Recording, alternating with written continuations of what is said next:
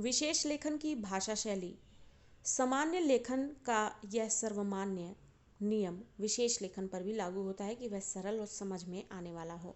यानी कि जिस तरीके से हमने पिछले भाग में और पाठों में ये पढ़ा है कि समाचार लेखन से संबंधित और भी कई अन्य लेखों के बारे में हमने ये पढ़ा कि उनकी भाषा शैली कैसी होनी चाहिए, सावधानियाँ कैसी बरतनी चाहिए।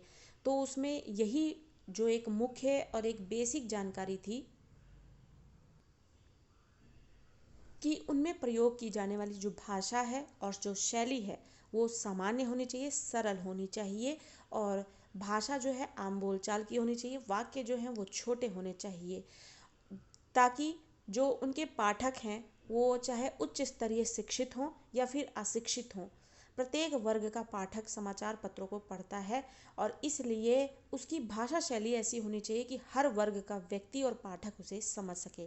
तो उसी तरीके के नियम भी विशेष लेखन में भी लागू होते हैं कि वहाँ की भाषा शैली जो है सरल होनी चाहिए और समझ में आने वाली होनी चाहिए।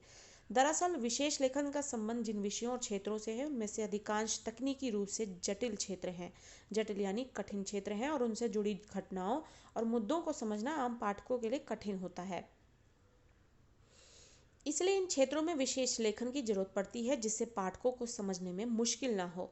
विशेष लेखन की भाषा और शैली कई मामलों में सामान्य लेखन से अलग है। उनके बीच सबसे बुनियादी फर्क यह है कि हर क्षेत्र विशेष की अपनी विशेष तकनीकी शब्दावली होती है जो उस विषय पर लिखते हुए आपके लेखन में आती है। जैसे कारोबार पर विशेष लेखन करते हुए आपको उससे इस्तेमाल होने वाली शब्दावली से परिचित होना चाहिए। दूसरे, अगर आप उस शब्दावली से परिचित हैं तो आपके सामने चुनौती ये होती है कि आप अपने पाठक को भी उस शब्दावली से इस तरह परिचित कराएं कि उसे आपकी रिपोर्ट को समझने में कोई दिक्कत ना हो। यानी विशेष रिपोर्ट जो कि किसी भी विषय की विशेष जानकारी देता है, तो उससे संबंधित अगर ऐसी भाषा तो सरल होती है लेकिन उस भाषा से संबंधित उस विषय से संबंधित जब ऐसे शब्दों का प्रयोग किया जाए जिनके अर्थ ना मालूम हो तो वहाँ पर विषय को समझना मुश्किल हो जाता है। जैसा कि उदाहरण दिया है कि कारोबार से संबंधित कुछ तकनीकी शब्द होते हैं, अगर उनके अर्थ मालूम ना हो तो समस्या हो जाती है विषय को समझने में। तो इस तरीके से यहाँ पर भाषा शैली सरल ही रखी जाती है, लेकिन ये एक विशेष रिपोर्टिंग होती है, एक विषय को लेकर विशेष जानकारी दी जाती है, तो उस विषय से संबंधित जो शब्द होते हैं उनका कठिन होना वाजिब है। मिसाल के तौर पर कारोबार और व्यापार से जुड़ी खबरों में आप अक्सर तेजड़िए, मंदड़िए, बिकवाली, ब्याज दर, मुद्रास्फीति, व्यापार घाटा, राजकोषीय घाटा, राजस्व घाटा, वार्षिक योजना, विदेश संस्थागत निवेशक, एफडीआई, आवक, निवेश, आयात, निर्यात जैसे शब्दों को पढ़ेंगे।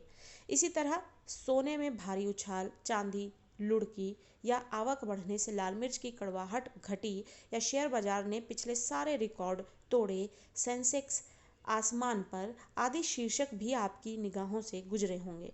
पर्यावरण और मौसम से जुड़ी खबरों के लिए उससे जुड़े खास शब्द मसलन पश्चिमी हवाएं, आर्द्रता, टॉक्सिक कचरा, ग्लोबल वार्मिंग, तूफान का केंद्र या रुख आदि शब्दों की ओर भी आपका ध्यान गया होगा।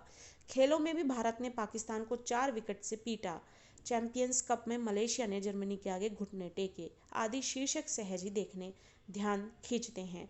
विशेष लेखन की कोई निश्चित शैली नहीं होती, लेकिन अगर आप अपने बीट से जुड़ा कोई समाचार लिख रहे हैं तो उसकी शैली उल्टा पिरामिड शैली ही होगी। उल्टा पिरामिड शैली जिसे हमने पिछले भागों में और पाठों में पढ़ा है, जिसमें उल्टा पिरामिड के अकॉर्डिंग उसके अनुसार पहले जो विषय जो है उससे संबंधित जो मुख्य सूचना होती है वो दी जाती है, उसके बाद थोड़ी उससे कम महत्वपूर्ण सूचना जो होती है वो दी जाती है और उसके बाद सबसे कम महत्वपूर्ण और कंक्लूजन दिया जाता है। तो ये है उल्टा पिरामिड शैली। लेकिन अगर आप समाचार फीचर लिख रहे हैं तो उसकी शैली कथात्मक हो सकती है और इसी तरह अगर आप लेख या टिप्पणी लिख रहे हों तो उसकी शुरुआत भी फीचर की तरह हो सकती है।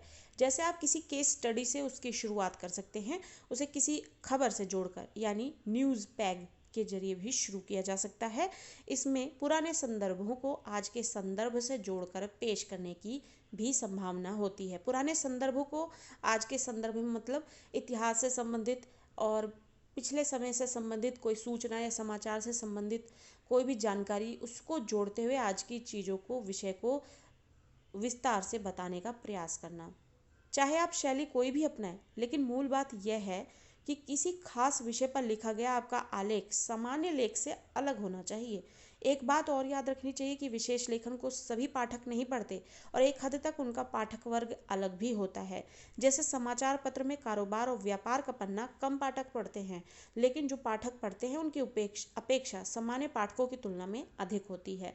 क्योंकि वे उस विषय या क्षेत्र से जुड़े होते हैं, इसलिए उनकी अपेक्षा यह होती है कि उन्हें उन विषयों या क्षेत्रों के बारे में ज़्यादा विस्तार से और गहराई से बताया जाए। तो ज़्यादातर पाठक जो हैं किसी भी विषय से संबंधित और जुड़े तभी होते हैं जब वो उस विषय से जुड़े होते हैं या फिर उनमें रुचि लेते हैं।